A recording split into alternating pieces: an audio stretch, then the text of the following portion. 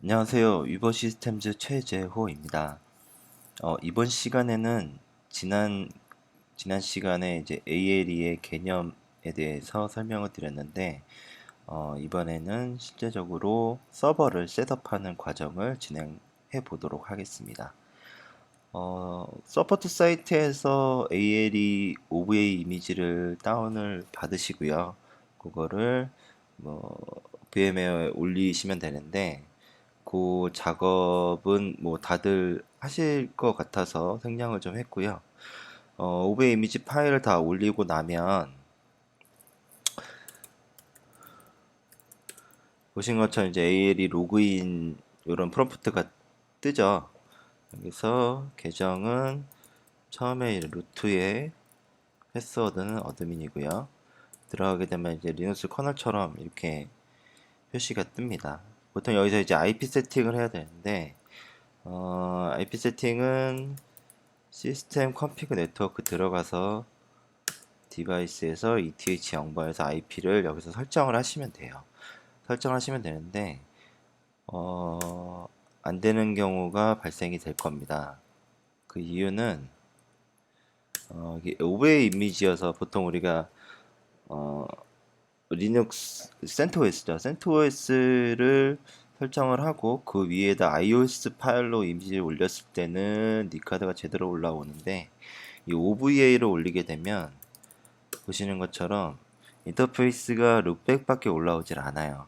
그래서 아까 시스템 컨피그레이션에서 IP를 설정하시더라도 실제적으로 이 VM을 통해 제 PC를 통해서 네트워크하고 통신할 수 없는 상황이 발생을 합니다.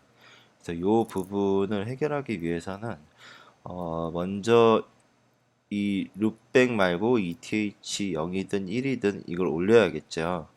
그래서 보게 되면 어, 저희 에어즈 커뮤니티에 들어가셔서 여기 보시는 것처럼 ALE 뭐 네트워크 인터페이스 이렇게 검색을 하시면은 이런 글을 볼 수가 있어요. 여기서 얘기하는 거 이제 OVA를 올렸을 때 맥북에 OVA를 올렸을 때 보시는 것처럼 그 ETH 제로에 대한 맥 아이디하고 이제 실제 우리가 그 네트워크 스크립에서 봤을 때의 맥 아이디하고 다르기 때문에 그 룩백밖에 안 나오는 거거든요.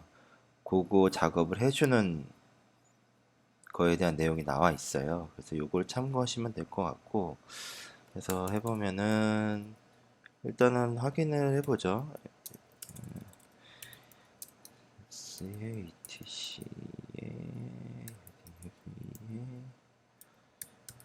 S에서 확인해 보면은 지금 인터페이스가 두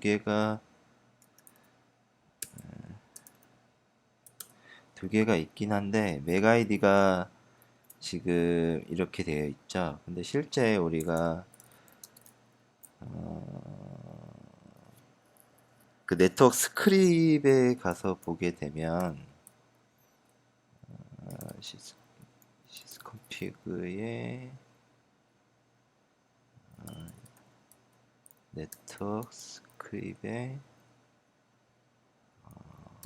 CFG 다시 ATH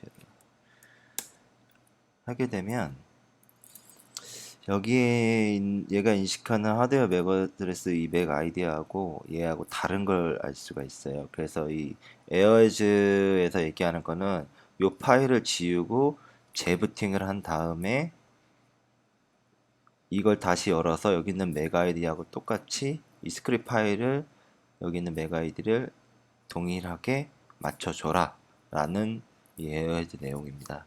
그래서 한번 해볼게요. 일단은 파일을 지워야 되니까요. TC에 DV에 룰에 제거 파일을 지우고요. 재부팅을 하겠습니다.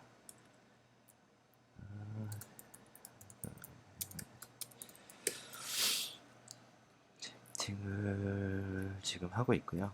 그래서 물론 지금 하고 있는 서버로 계속 진행하진 않을 거예요. 이거는 제 PC에서 오베이를 올린 거고, 실제는 이미 구축해 놓은 걸로 좀 보도록 하겠습니다.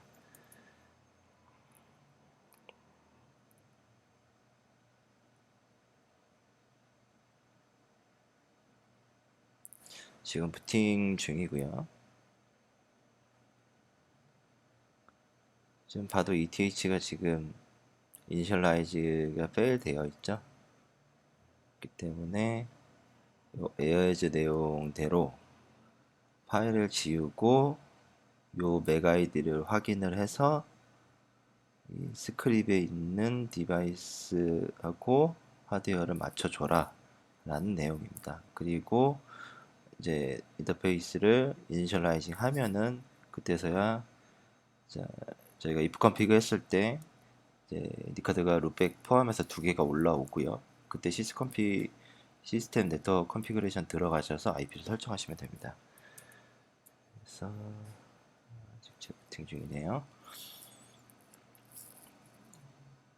저도 이거를 처음에 세팅할 때 이게 안 돼서 뭐 EXS의 서버에다가 많이 해보고 했었는데 이거 에어저에서 검색해서 찾은 거거든요. 내용은 보시는 것처럼 이렇게 어렵진 않아요. 그래서 했고 다시 한번 보죠. 파일이 생성이 됐는지. STC에 UV에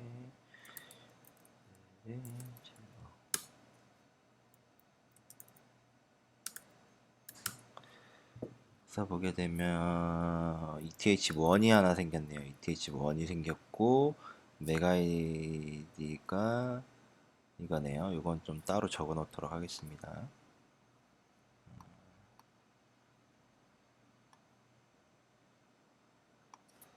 000C 29 29 3F B0네요. 상황에서 파일을 이걸 열어야겠죠? 이걸 열어야겠죠. 열어볼게요. BITC의 시스코피 토크 스크립 FCFG의 DH0 그래서 디바이스는 ETH1번으로 하고요. 뭐 여기서 IP 이런 것도 다 바꾸셔도 되는데 어차피 가이드에 있는 내용대로 할게요. 어드레스를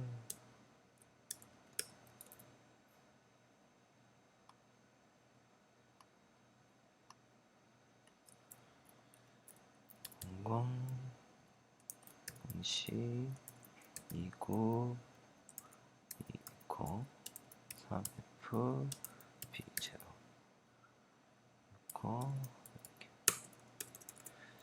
이제 이니셜 네트워크 인터페이스 이니셜라이징 해야 되니까 PC에 뒤에 네트워크를 스타트 하겠습니다. 됐고요. 그럼 다시 한번 네, 이제 ETH1번이 올라오죠.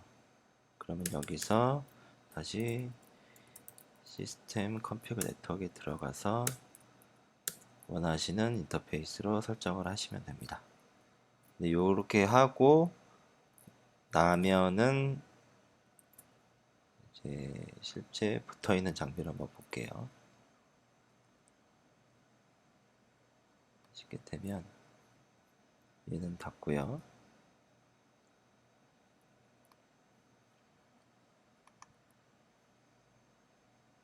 서버에 있는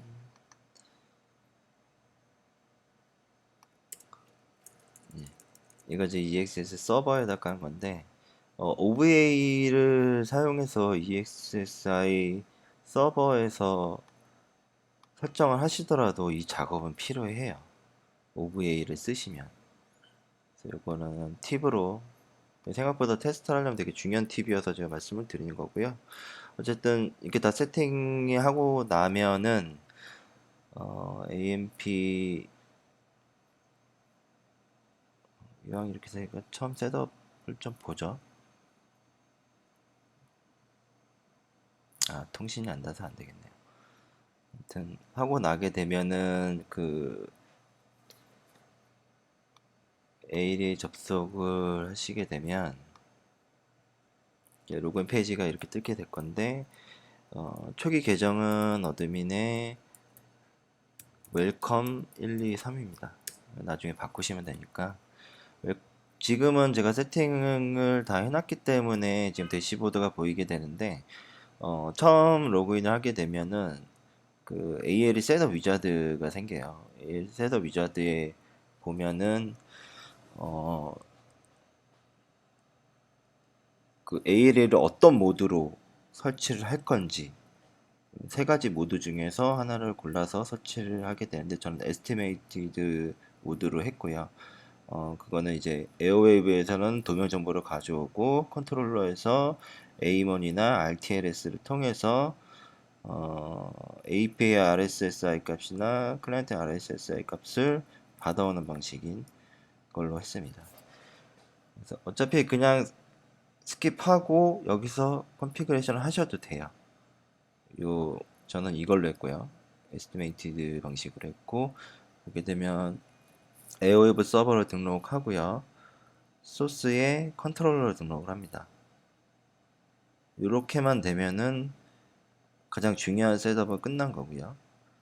그리고 나머지 뭐 NTP 서버나 이 디스턴스 매트릭은 미터로 바꿔주시는 게 좋겠죠. 자, 나머지는 뭐 계정 정보들. 가장 중요한 거는 바로 이 PDB예요. 이 포지셔닝 데이터베이스가 생성이 돼야 되는데 이것도 물론 셋업 위자드 안에 과정 중에 제일 마지막에 있어요. 요거는 컨트롤러하고 통신해서 그 컨트롤러에 있는 AMON 또는 RTLS 정보를 가지고 이제 이 포지셔닝 데이터베이스를 생성을 하게 되는데 이게 없으면 사실 ALE가 하는 역할이 별로 없죠. 그래서 보시는 것처럼 뭐 그래서 컨트롤러를 보게 되면 컨트롤러의 설정은 어, 그 매니지먼트에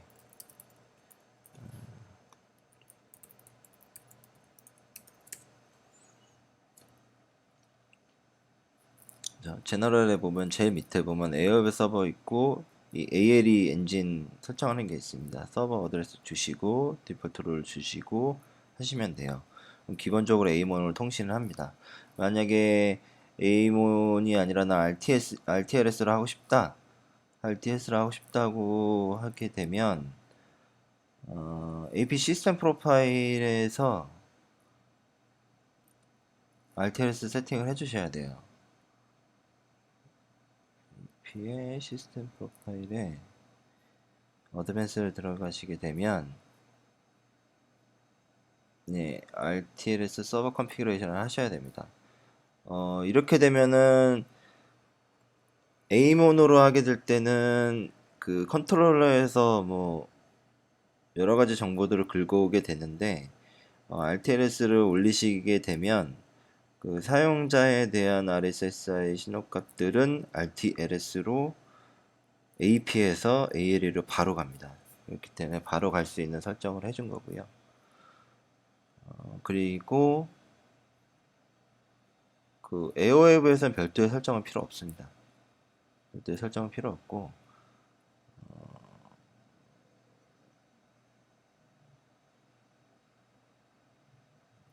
도면이 갑자기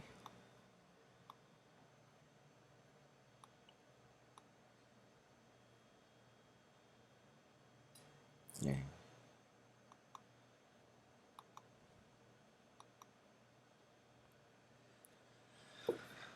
도면이 들어가 있어야겠죠.